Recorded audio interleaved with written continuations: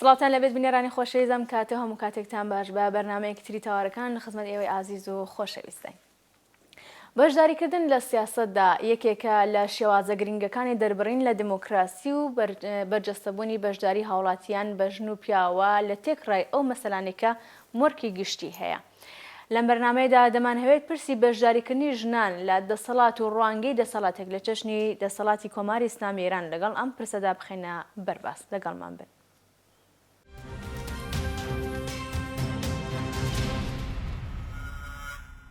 بەشداریکردن لە سیاسەت لە ماوەیەکی دوور و درێژ لە فەرهەنگی سیاسیدا لە چوارچێوەی بەشداریکردن لە دەنگداندا بووە و ئەم مافەش بە تەنها بۆ پیاوان ڕەوا بووە. بەڵام لەگەڵ ژیانی سیاسی هاوچەرخ و پرۆسەی مۆدرنیزم و سەرهەڵدانی چەمکی حیزبی سیاسی و زیادبوونی ڕۆڵی ڕێکخراوە و بزوتنەوە کۆمەڵایەتەکان پێداچوونەوەیەک لە چەمکی بەشداریکردن لە سیاسەتدا کرا. بەڵام هەر ئەم پرسە بەنسبەت ژنەوە لە بڕێک لە کۆمەلگاکاندا و بەتایبەت لە دەسەڵاتی ئاینی وەک دەسەڵاتی کۆماری ئیسلامی بە شێوەیەکی پێچەوانە بووەوەش بە هۆکاری جۆراوجۆر وەک بەهێزبوونی ئاین، دواکەوتووی کلتوری، سیستمی پیاوسالاری و خۆڕەخکردنی بواری گشتی لەلایەن پیاوانەوە، هەروەها هۆکارگەلێک وەک دابەشکردنی سونەتی ئەرکەکانی ژن و پیاو کە ژن ئەرکی کاروباری نێوماڵ و گەورەکردنی منداڵی پێدەستپێدرێ و ئەرکە گرنگەکانی نێو کۆمەلگاش بۆ پیاوان تەرخان دەکردرێت و هەروەها بەکارهێنانی خوێندنەوەی کۆن و محافزەکارانەی ئاینی کە مەشروعیەت بۆ بیرۆکێ دەبەخشێت. ئەم هۆکارانە و چەندین هۆکاری دیکە بەردەوام ڕێگر بوون لەوەی کە ژن بەم جۆرە کە ئەبێت لە سیستم و بەڕێبەرایەتی سیاسیدا بەشدار بێت.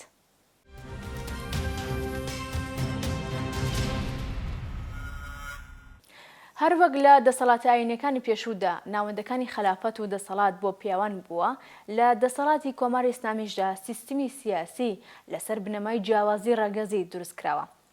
هەرەوەش بوو بەهۆی ئەوەی کە میکانیزمێک ساز بێت کە ئاستی هەڵاواردن بە پشتبەستن بە یاسای پیاوسالارانە لە کۆمەڵگەی ئێران بەرز و بەرزتر بێتەوە.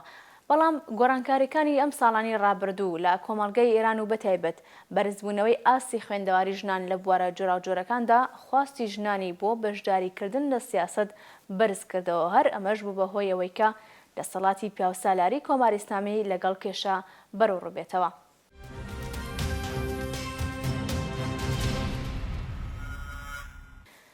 میانی ئەم جاری بەرنامەی تەوارەکان سەبری بەهمەنی چالاکی بواری مافەکانی ژنانە کە ئەم پرسیارەمان ئاراستەی بەڕێزیان کردووە.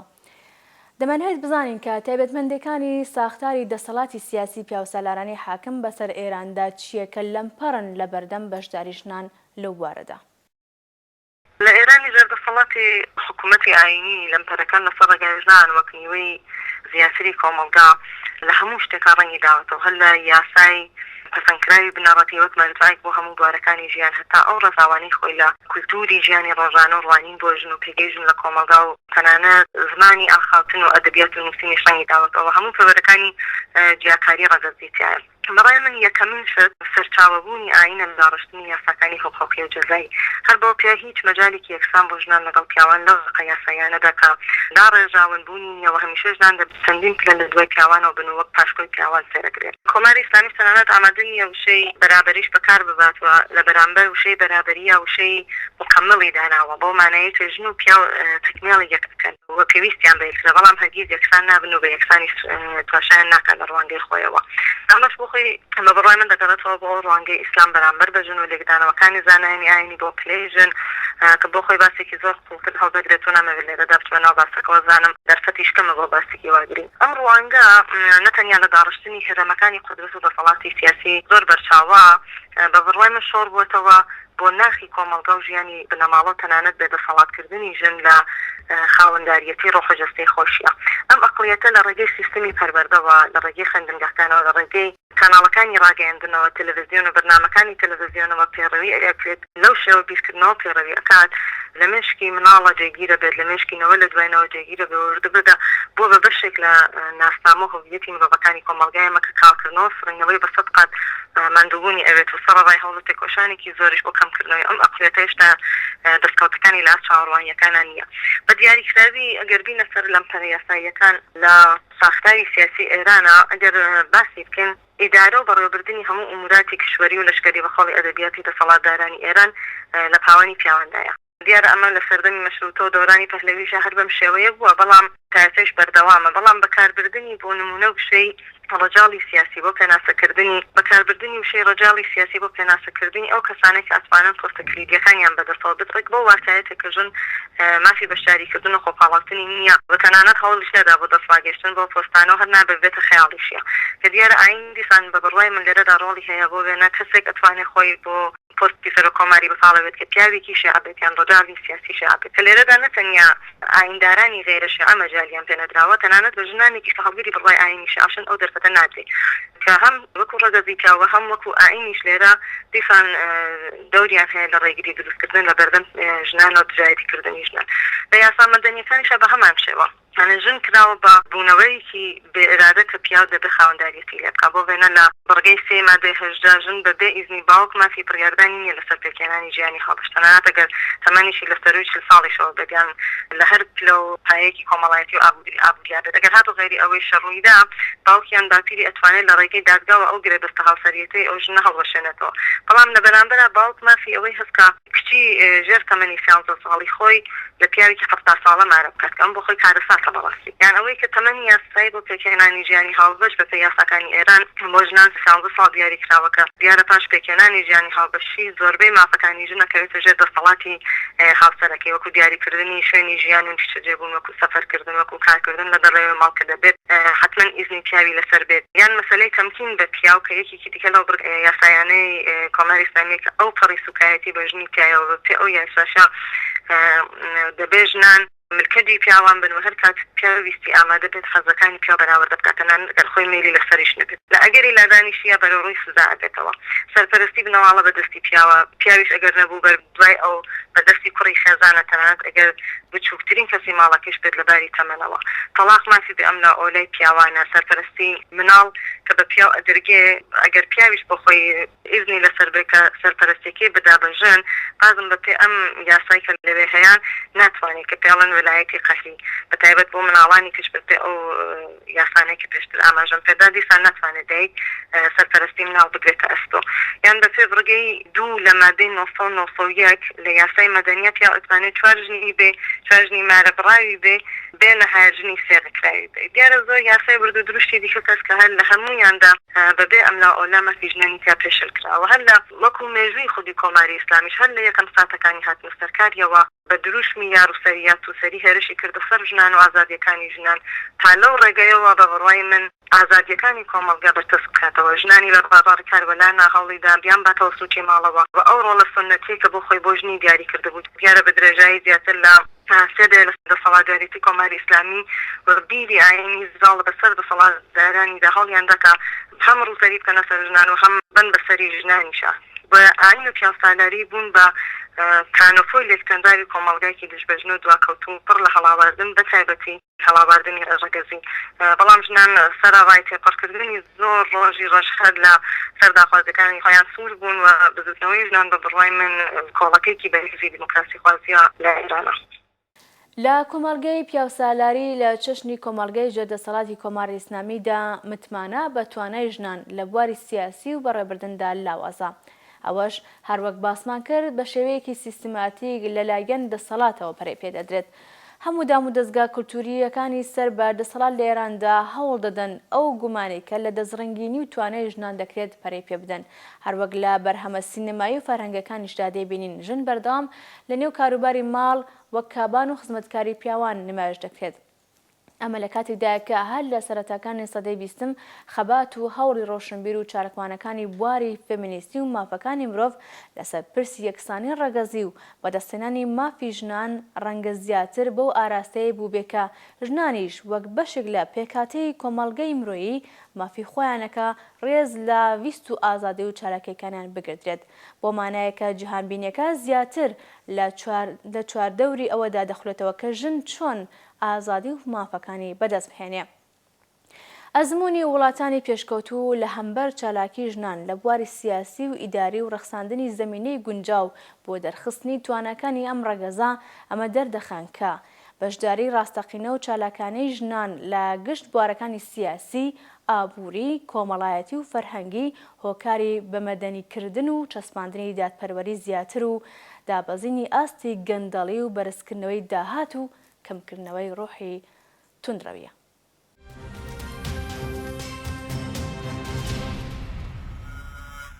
ئەگەر سیاسەت پاڵپشت بێت بە بنەمای زانستی و لە چوارچێوەیەکی سیستماتیک کراودا ئاراستە بکرێت، ئەو کات هیچ جیاوازیەک نامێنێتەوە لە نێوان کارکتەرە سیاسیەکاندا، چ ڕەگەزی مێبێت یان نێر. واتە لایەنی بایۆلۆژی بە مانای زانستە سروشتیەکان کە بایەخ بە لێکۆڵینەوەی ژیان و شێوە جیاجیەکانی دەدەن لە ڕووی چۆنیەتی کارلێکەری زیندەوەرەکان لەگەڵ یەکدیدا و فسیۆلۆژی واتە ئەو زانستەی بایەخ بە لێکۆڵینەوەی ژیانی سایکۆلۆژی دەدات لە ڕووی بیرکردنەوە و هەست و سۆز و ئارەزوو و یادەوەری و هەڵچوونەکانی مرۆڤەوە واتە بەگشتی شیکاری و لێکۆڵینەوە دەکات لە ڕەفتاری مرۆڤەکان، چ نێر بێت یان مێ لە سیاسەتکردندا. هیچ بەهاو ئەولەویەتێکیان نییە. ئەگەر تەماشای سیاسەتکردنی بۆ نمونە بەشێکی ژنە سیاسیە دیارەکانی جیهان بکەین، لەوانە ژنە پۆڵاینەکە مارگرێت تاچەر ساڵی ڕابردوو کۆچی دوایی کرد کە 12 ساڵ سەرۆکوەزیری بریتانیا بوو. لە سەردەمی ئەودا هیچ گۆڕانکاریەکی ئەوتۆ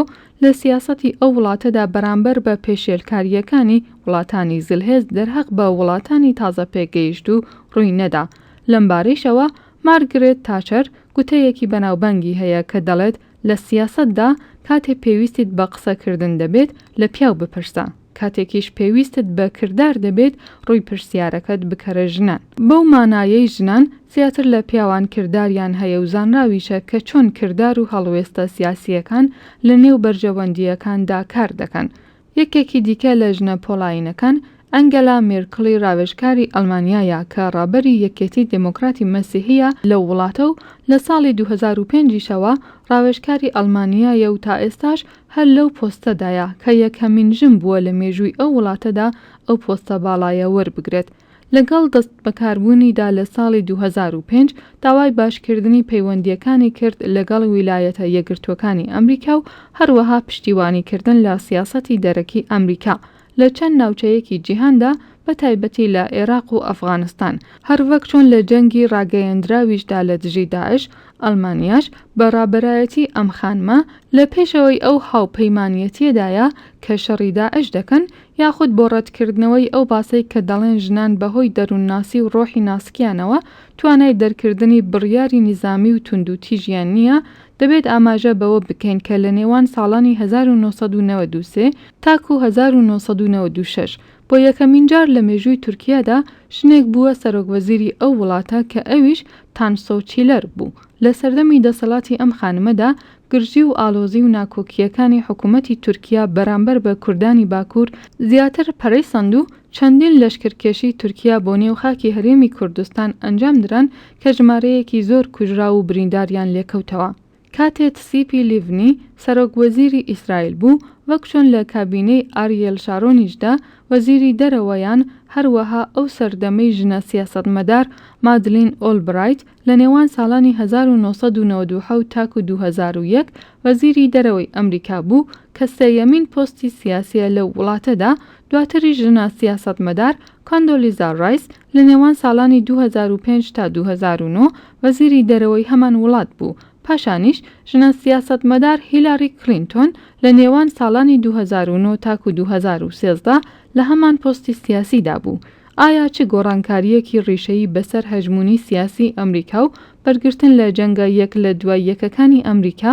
لە ناوچەکانی جیهاندا ڕوویدا و بوونی ئەو کارکتەرە سیاسیە ژنانە چ گۆڕانکاریەکی هێنایە ئارا لە ڕووی بەرگرتن لە ڕەشکوژی و چەساندنەوەی مرۆڤایەتی لە سەراسەری جیهاندا؟ ئایا ئەوانیش هاوشێوەی سیاسەتمەدارە پیاوەکان بەشێک بوون لەو سیستەمە سیاسەی پلانی بۆ داڕێژراوە و ئاراستە کراوە و هەمووان وەکو فەرمانبەر ڕاپەڕێنەری ئەو سیاسەتە بوون، وەک چۆن ئەمەش ئاماژەیە کە بۆ نەبوونی جیاوازی ڕیشەیی لە نێوان ڕەگەزی پیا و ئافرەتدا لە نێو کایەی سیاسەتدا لە سەرتاسەری جیهان.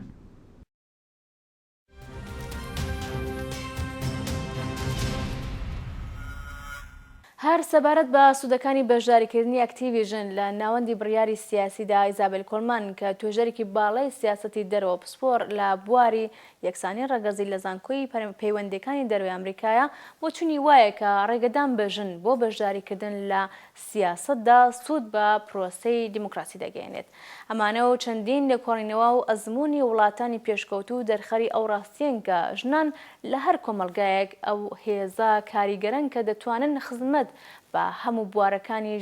ژیان بکەن. پرسیارەوەیە بۆ ئەوەی ژن لە ئێران بێتە کاراکتەرێکی بەرهەمهێنەر لە بوارەکانی ژیانی کۆمەڵایەتی و بەتایبەت بواری سیاسیدا چه سیاست و استراتیژیەکێکە بزوتنەوەی ژنان و خەباتی ژنان لەم پێناوەدا سەرکەوتوو بێت؟ بەڵێ وەکو ئاماژەم پێدام بەردەوام هەر لە یەکەمین تیماسی پاشماپەڕینی گەلانی ئێران دروستمیان ئەوە بوو کە انقلابیان نەکرێت بۆ ئەوەی کە جارێکی دیکە بگەڕێنەوە دووە و دەسەڵاتەکانیان لێ بسێنرێتەوە. هەتاکو ئێستاش بەردەوام بوون لە بەرەنگاریکردنی سیاسەتە دژێژەکانی حکوومەتی کاران. زیاترین هەوڵی ڕۆشنگەرانە لەسەر سیاسەتی هەڵاوادن لە ئێرانە لەسەر نەبوونی ئازادی و دموکراسی لە ئێرانە بەڕای من لەلایەن ژنان و چالاکیەکانی بزوتنەوەی ژنانەوە بووە. وەکو پلان و استراتیژی بزوتنەوەی ژنان دەستی لەسەر خاڵێکی هەرەگرنگ داناوە کە یاساکانی درێژبەژن بووە لە ڕێگەی ڕێخستنی دەنگی ناڕەزایەتی و دەیان کەمپینی جۆراوجۆر بە بەرامبەرکردنی لەگەڵ یاساکانی درێژبەژن. هەم ئەو یاسا بنەڕەتیانەی کە بۆ یەکەمین جارە ساڵی 1958 پەسەند کراوە هەم دوای پێداچوونەوەکەی سەر لە نوێ پەسەندکردنی دوای 10 ساڵ لە ساڵی 1960 هەتاوی هەمووی پڕ لە بەرگە و مادەی درێژبەژنن. بەڵام ژنان بێدەنگیان نەکرد لە بەرامبەریەوە ئاراستەی بەهێزی خەباتی ژنان لە ئێران بەنەزەر من ڕوو لە یاسا بوو گەرچی دەستکەوتەکانیشی کەم بوون، بەڵام ژنان بوون بەلامتر لە بەردەم زێدەڕۆیەکانی ئاین و پیاسەداری کە لە ڕێگەی پەسەندکردنی یاساوە درێژەی بە ژیانی کۆمەڵایەتی خۆی داوات. بۆیە نە هەڵاواردنی فەرمی لە بواری خوێندناوە، نە هەڵاواردنی فەرمی لە بازاڕی کارە نەیتوانی سەرکەوتن بۆ دەسەڵات مسۆگەر بکات و پاشەکشە بە ژنان بکات. بەڵام بزوتنەوەی ژنان لەپاڵ ئەم هەوڵانەیە بە بڕوای من پێویستی بە پلاتفۆرمێکی گشتیترە بۆ ئەوەی بتوانێت دەستکەوتەکانی لە ئێستای زیاتر بکات. ئێمە هێشتا زیاتر لە قۆناغی بەرەنگایەری دەین. دەبێت هەنگاوەکانی بزوتنەوەی ژنان ئەولاتر بچێت و داخوازیەکانی تەرەتێکدا بەتایبەتی لە بواری بەشداری زیاتری سیاسی و بەشداریکردنی ژنان لە ناوەندەکانی بڕیاردان و دەسەڵات. هەرچەند کە هەبوون و ئێستای شەن ژنانێکە لەم سیستەما لە پەرلەمانیان لە زۆر پۆستی دیکە حکوومەتیان ئەقڵیەتێکی پیاوانە و هەر لە ئەو سنوور و چفاشێوانەی کە دەسەڵات بۆیانی دیاری کردووە قسەیان کرد، بڕیاریان داوە، بڕیاریان پسەند کردووە، زۆر جار چوونەتە سەنگەری بەرامبەری بزوتنەوەی ژنان. بەڵام دیسان بەڕای من ئەوە بۆ مانایە نییە کە ناومید بین لە بەشداری ژنان لە ناوەندەکانی دەسەڵاتە. لەبەرەوەی وەکو خۆشتان ئاماژەتان پێدا بەشداری ژنان لە پرۆسەی سیاسی و دەسەڵاتە هەتا زیاتر بێت ڕێگە بۆ پرۆسەی دموکراسی خۆشەکات و کۆمەلگا و دەسەڵات ناچارەکە وەکو هێزێکی کاریگەر قوڵی ژنان بکەن و تێبگەن کە ناکرێت ژنان و ڕۆڵی ژنان لە بەرچاونێکی بێت.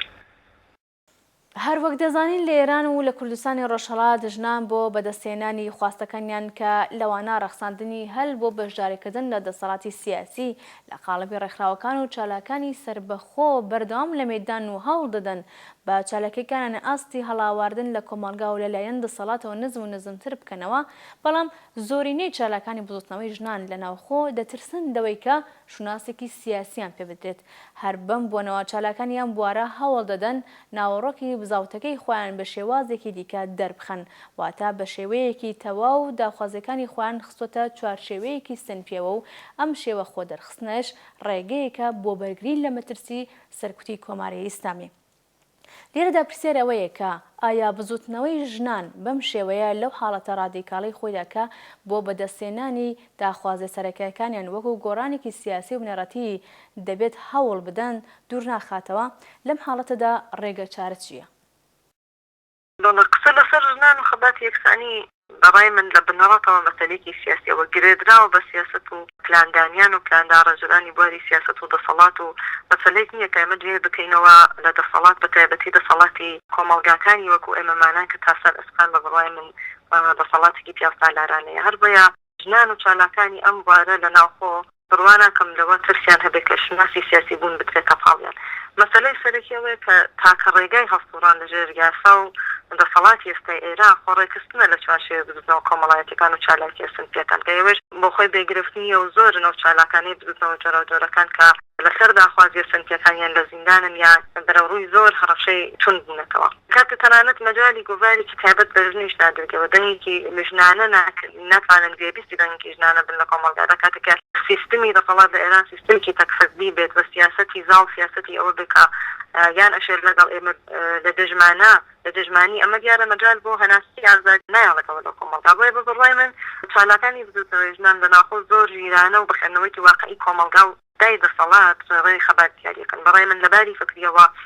یەکێک لە بزوتەوە منتەجمەکانی ئێستای ئێران بزوتەوەی ژنانە ئەگەرچی لە ژێر ناوی دەیان ڕێکخرا و تەنانەت حزبی جۆراوجۆریش لە خەریکی کار و چالاکی بن وەل ئەگەری هاتنە ئارای هەر دەنگێک یان هەر دەرفەتێک هەر مەجالێک ژنان ئەو هێزە بەرینە کۆمەڵایەتیان کە کاریگەریان لەسەر ڕووداوەکان ناکرێت لە بەرچاو نەگیرێت و بەڕای من نەتەنیا ئێران بەڵکو ڕۆژهەڵاتی ناوەڕاستی بەرەو شۆڕشێکی ژنانە هەنگاوانێت کە پاشە کشەکردنی تاریکی ئەستەما. سواسی میوانی بەڕێزی ئەمجارەی بەرنامەی تەوارەکان دەکەین بینەرانی خۆشەویست بەم شێش هاتینە کۆتایی بەرنامەی ئەم جارەمان و هیوادارم کە بەرنامەکەمان جگەی ڕەزامەندی و سوود بۆیە و خۆشەویستان بوو بێت تا دیدارێکی تر و بەرنامەیەکی تر ماڵەوە.